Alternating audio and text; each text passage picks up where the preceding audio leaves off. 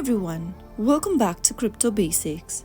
In this video, I will be helping you learn how to change currency on Mycelium Bitcoin Wallet app. So without wasting much of our time, let's dive into the video. Open the Mycelium Wallet application from your app drawer and make sure to import your wallet.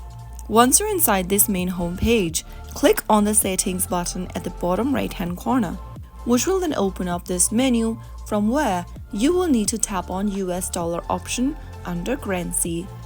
Select the currency you would like to change to from the list of the options displayed on the screen, and there you will be able to change your display currency on Mycelium Bitcoin Wallet. That is how easily it can be accomplished. If you found the video to be helpful, go ahead and give us a thumbs up.